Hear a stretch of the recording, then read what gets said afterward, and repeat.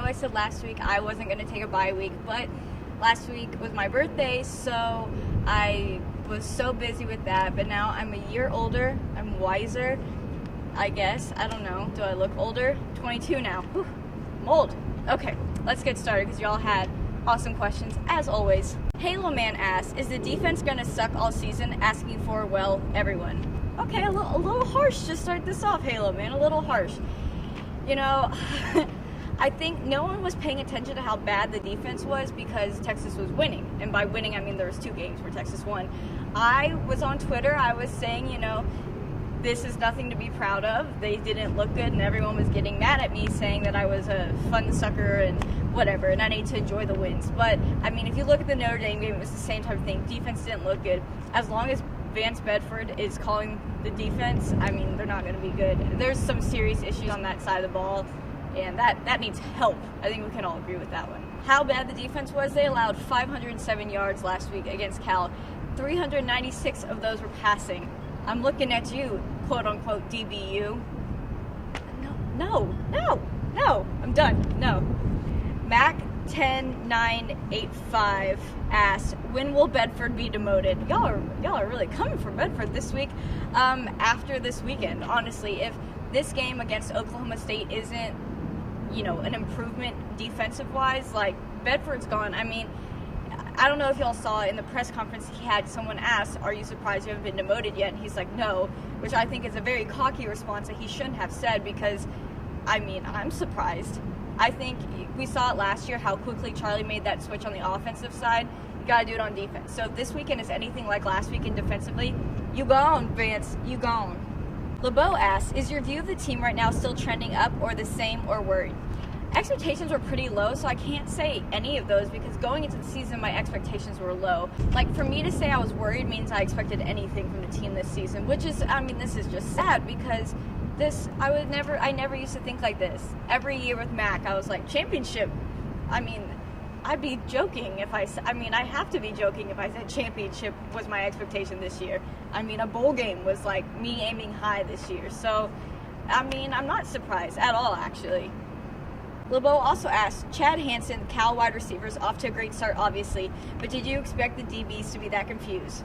Yes, I did because of earlier games. Like I was saying with the Notre Dame game and the UTEP win, like, everyone was mad at me for not, quote-unquote, appreciating the win or celebrating the win, but you watch those games, you're like, ooh, maybe they weren't that good. And they weren't. I mean, so like I already said, they allowed 396 passing yards last weekend against Cal, but against Notre Dame, they allowed 238 passing yards, which is still a lot of yards to allow. So it's always been a problem. I think in my game preview last week, I was saying that, like, these Texas DBs aren't good and they're going to have an issue when it comes to Cal because they throw the ball so much. And I was right. So I think this defense as a whole needed this Cal loss as a wake-up. I mean, the team as a whole needed it.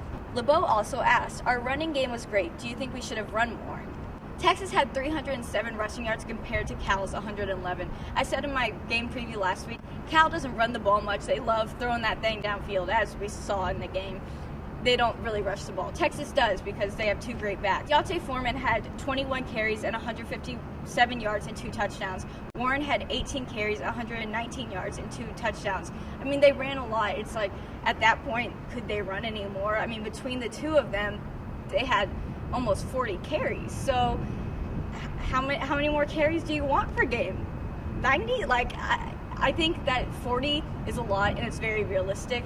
Tiber asked, do the Horns bounce back and crush Oklahoma State and OU, or do they fall, spiral out of control, landing at 2-3 after 5 games, or will they just be okay?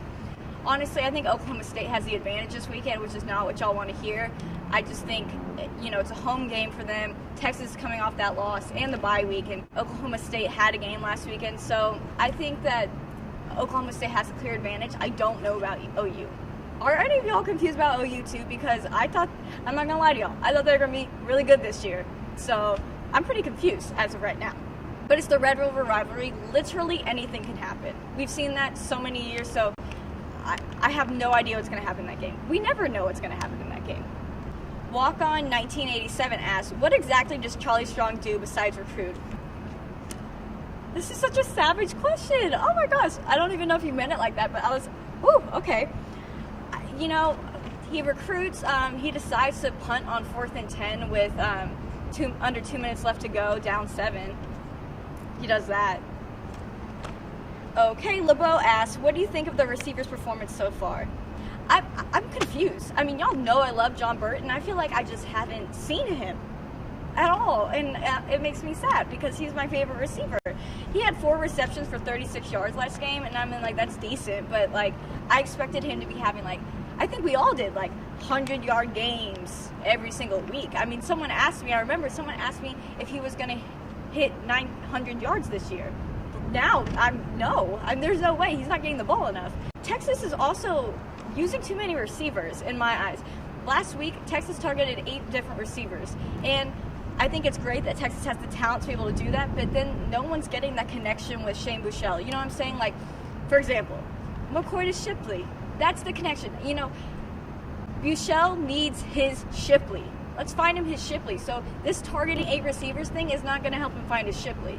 You got to have maybe targeting like 4 or 5 a game. 8, that's ridiculous. That's too many. Slimmy BKT asks, if you were Charlie Strong, would you give Vance Bedford through the Okie State game to fix the defense?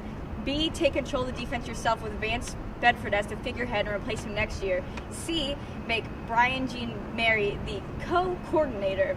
D, demote or fire Vance Bedford and make Brian Jean Mary the defensive coordinator. Or E, something else entirely. I'm going to go with A. I'm going to give him through the Oklahoma State game, and then, you know,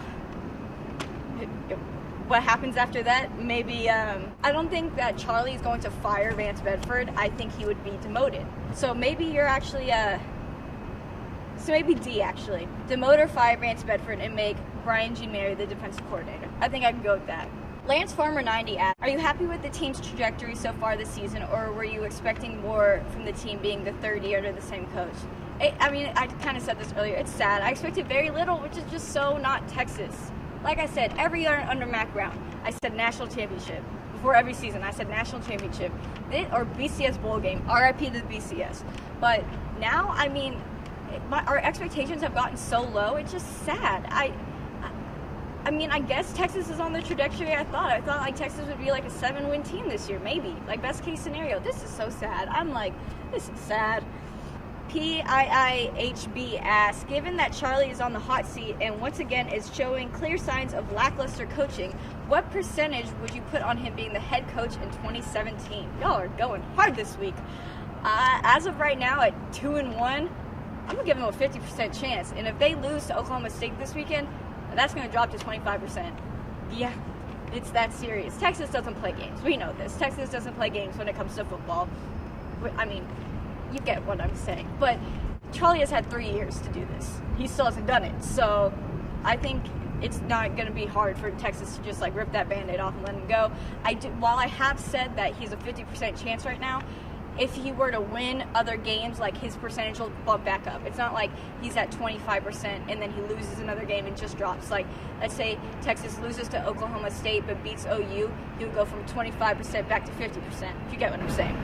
All right, guys, great questions as always. I'm going to have a game preview for you guys as well, so check that out. Thank you so much, and I will see you guys next time.